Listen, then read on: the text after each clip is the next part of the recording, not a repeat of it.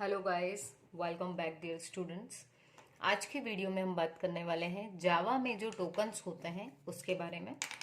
तो जब भी हम कोई प्रोग्राम लिखते हैं, कोई लैंग्वेज सीखते हैं, तो मोस्ट इम्पॉर्टेंट होते हैं उसके टोकन्स। तो टोकन पे जाने से पहले यदि हम एक सिंपल जावा प्रोग्राम की बात करें जहाँ पर हम सिर्फ हेलो वर्ल्ड प्रिंट करवा रहे हैं, तो इसमें हम क्या क्या लिख रहे हैं। हमने लिखा है क्लास, उसके बाद उस क्लास का नाम, फिर करली ब्रैकेट। तो इन सब को इंडिविजुअली हम कहेंगे टोकन। सबसे छोटी यूनिट जो होती है वो होती है टोकन, जैसे system dot out dot println, है ना। तो ये जो डॉट है ये भी एक टोकन है। डॉट एक टोकन है, करली ब्रैकेट एक टोकन है, ये वाला ब्रैकेट भी टोकन है, सेमी कॉलन, सबको टोकन्स कहेंगे हम। तो टोकन क्या होती है? Smallest unit of a programming language. तो प्रोग्रामिंग लैंग्वेज की जो सबसे छोटी इंडिविजुअल यूनिट है उसको हम टोकन बोल रहे हैं। ये अपने आप में एक टोकन है, सेमी कॉलन। ये जब साथ में मिला के मीनिंगफुल लिखा कुछ तो प्रोग्राम बन गया। ठीक है। तो अब यदि हम टोकन की ही बात करें तो टोकन कंसिस्ट होता है, सबसे पहला जो टोकन्स में आते हैं वो होते हैं आपके कीवर्ड्स। कीवर्ड्स जो हैं ये कैसे होते हैं? ये प्री डिफाइंड होते हैं। Keywords are predefined. जैसे हो गया आपका क्लास। क्लास एक कीवर्ड है, पब्लिक कीवर्ड है, प्राइवेट एक कीवर्ड है। ऐसे ऑलमोस्ट मिनिमम 50 कीवर्ड्स मिलेंगे आपको जावा में।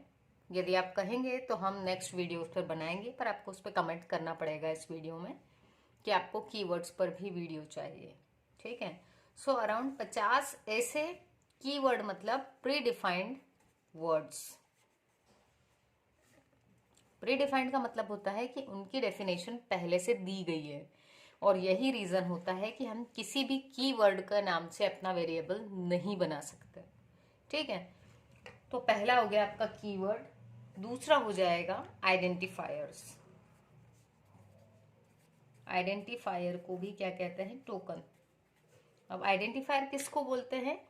कोई भी आपका वेरिएबल का नाम हो गया, वेरिएबल नेम, या आपकी किसी क्लास का नाम हुआ, किसी फंक्शन का नाम रख दिया आपने कुछ। ठीक। जैसे मान लो मैंने लिखा इंट ए, तो ए क्या हो गया? एक इंटीजर टाइप के वेरिएबल का नाम। तो वो ए क्या कहलाएगा? आइडेंटिफायर। या हमारी क्लास का नाम हमने रखा नेम, तो नेम भी क्या हो गया? आइडेंटिफायर। ठीक है। तो ये क्या करेगा? उसको आइडेंटिफाई करेगा, या तो उस वेरिएबल को या उस क्लास को। तो इसलिए इसको क्या कहेंगे हम? आइडेंटिफायर। नेक्स्ट जो है हमारे टोकन्स में ही जो थर्ड है वो है लिटरल। लिटरल का मतलब होता है कि आपने जब भी कोई स्टैटिक वैल्यू, कांस्टेंट वैल्यू, ठीक है, जैसे पाई की वैल्यू कितनी होती है? 3.14। या आपने कोई ग्रेड दे दिया, फिक्स वैल्यू कुछ दे दिया, कुछ नंबर लिख दिया, तो जितने भी डेटा टाइप हैं उस तरीके की कोई से भी डेटा, उसको हम बोलेंगे लिटरल। जैसे ये फ्लोट हो गया, ये कैरेक्टर हो गया, ये नंबर है आपका इंटीजर। फिर मान लो आपने एक स्ट्रिंग लिख दिया, तो इन सब को, क्योंकि एक्चुअल वैल्यूज हैं, तो उस वैल्यू को क्या बोलेंगे यहाँ पर? लिटरल। नेक्स्ट हम बात करें तो आपके हैं इसी में टोकन्स में ही आएंगे आपके ऑपरेटर्स। ऑपरेटर्स मतलब जिनके थ्रू आप कोई ऑपरेशन परफॉर्म करवाते हैं। ठीक है। तो ऐसे जो ऑपरेटर्स हैं, जैसे आपके दो वेरिएबल्स हो गए ए और बी, इन पे यदि आपने मल्टीप्लाई लगाया तो ये क्या हो गया? एक ऑपरेटर। अब इसमें यदि दो वेरिएबल्स लग रहे हैं तो इसको कहेंगे हम बाइनरी ऑपरेटर।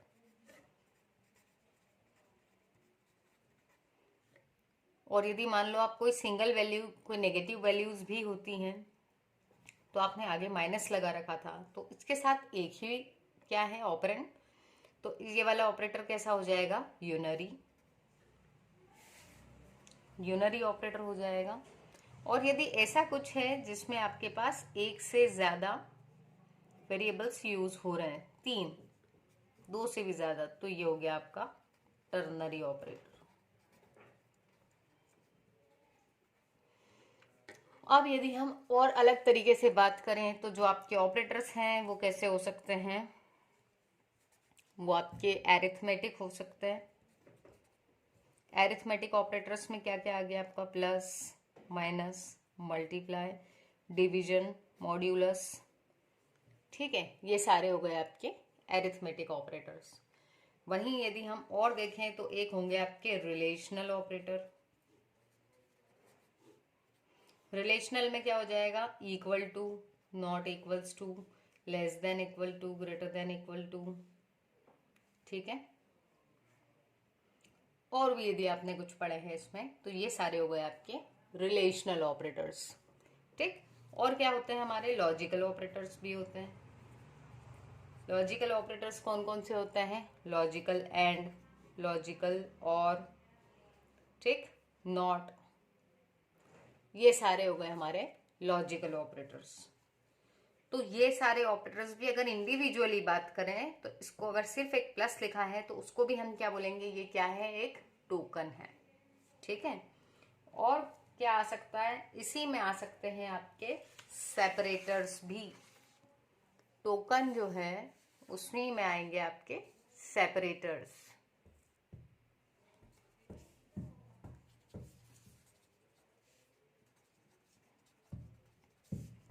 सेपरेटर्स क्या होते हैं, जैसे आपने दो वेरिएबल डिक्लेयर किए थे तो एक साथ ही कर दिए तो क्या लगाया था, कॉमा। दो कोड लिख रखे हैं, लाइंस ऑफ कोड, तो उसको किससे अलग कर रहे हो आप, सेमी कॉलन से, ठीक है। फंक्शन के आपने कुछ दिया तो ये ब्रैकेट लगा दिए, फिर कर्ली ब्रैकेट लगा दिए, स्क्वायर ब्रैकेट्स, इन सभी को हम क्या कहेंगे, सेपरेटर्स। और ये भी क्या है, ये टोकन में आएंगे। ऐसे ही लास्ट बट नॉट लीस्ट एक होता है कमेंट। ये भी मोस्ट इंपॉर्टेंट है। जावा में कमेंट कैसे लिखते हैं और कमेंट होती क्या है, देखो ये जो हमने पहले प्रोग्राम लिखा हुआ था ये तो बहुत सिंपल सा छोटा सा एक प्रोग्राम था, बट अगर मान लो कोई बहुत ही बड़ा सा प्रोग्राम लिखा हुआ होता, और यदि हम किसी सॉफ्टवेयर डेवलपमेंट कंपनी की बात करें तो वहाँ फिक्स नहीं होता है कि हमेशा एक ही बंदा काम करेगा। हो सकता है उसने 10 पेज का कोई प्रोग्राम बनाया और फिर वो वहाँ से चला गया, वो दूसरी कंपनी में चला गया या उसी कंपनी की किसी दूसरी ब्रांच में चला गया। तो अब क्या होगा, अब कोई नया बंदा आया, उस नए बंदे को ये 10 पेज का कोड दिखा। अब कभी भी दूसरे का लिखा हुआ जो कोड होता है वो आपको एकदम से समझ में नहीं आता है। तो यही रीज़न होता है कि जब आपकी कोडिंग ऐसी सिंपल कोडिंग नहीं है, इम्पॉर्टेंट है और बड़ी कोडिंग है, तो उसमें जहाँ आपने मेन लॉजिक जो भी लगाया है उसके पास में अपनी नॉर्मल इंग्लिश में लिख दिया जाता है कि ये लॉजिक किस चीज़ का है या ये क्यों लगाया है लॉजिक, ये फंक्शन जो है वो क्या काम करने वाला है, ठीक। तो अब ये अगर हम ऐसे ही लिख देंगे नॉर्मली तो उसमें एरर आएगी, क्योंकि वो कीवर्ड्स भी नहीं है, कुछ भी नहीं है, और हम उसको प्रिंट भी नहीं कराना चाहते, अदरवाइज हम यहाँ लिख देते हैं। तो इसको लिखने के लिए और कोई एरर भी ना आए उसको ओवरकम करने के लिए क्या आया, कमेंट्स। तो कमेंट्स जो थी इसमें क्या हुआ कि आप जो भी लिखेंगे अगर उसके आगे आपने इसी 2 लाइन खींच दी और फिर यहाँ आपने कुछ भी लिख दिया कि दिस इज कमेंट, ठीक, या आपने लिख दिया यहाँ पर कि ये जो लॉजिक है ये किसके लिए है, ये एडिशन का लॉजिक है, ठीक है, या जो भी रीजन लिखा हो वो यहाँ अगर आपने लिख दिया तो ये जो लाइन 2 खिंची हुई रहेगी ये शो करेगी कि ये क्या है, एक ये कमेंट है, ठीक है। और क्योंकि ये कमेंट है तो क्या होगा, जो कंपाइलर रहेगा वो इस लाइन को एग्जीक्यूट नहीं करेगा और ना ही वो इसको चेक करेगा कि इसमें एरर है या नहीं। तो ये थी आपकी सिंगल लाइन कमेंट। अब अगर मान लो आप जो बताना चाह रहे हो वो एक लाइन से ज्यादा का है तो आपको लगेगी मल्टीपल लाइन की कमेंट।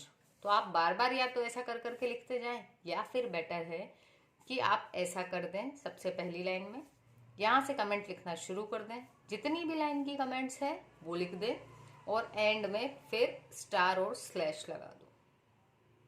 तो इसके अंदर जो भी लिखा होगा उसको कंपाइलर एग्जीक्यूट नहीं करेगा, उसमें कोई एरर भी नहीं आएगी और ये वाला कोड रन भी नहीं होगा, ठीक है। तो इसको कहते हैं कमेंट्स। रीज़न बताया मैंने आपको कि क्यों यूज़ करते हैं। तो ये जो सारी चीज़ें हैं, keywords, identifiers, literals, operators, separators and comments, इन सब को कलेक्टिवली क्या कहा जाता है? टोकन। ठीक है। सो आई होप आपको वीडियो समझ में आई होगी और आप कमेंट्स करके ज़रूर बताएं नेक्स्ट टॉपिक जिस पे हमें अगली वीडियो बनाना चाहिए इसी प्लेलिस्ट में। और यदि आपने सब्सक्राइब नहीं किया है चैनल तो भैया ये तो सबसे गलत बात है। चैनल को जल्दी से सब्सक्राइब कर लीजिए और अपने दोस्तों के साथ भी शेयर करें। एंड अब हम इस प्लेलिस्ट में रेगुलरली वीडियोस को अपलोड करने का सोच लिया है हमने, तो आपको मिलती रहेंगी इसी में वीडियोस। सो मिलते हैं अपने नेक्स्ट वीडियो में। Thank you so much guys.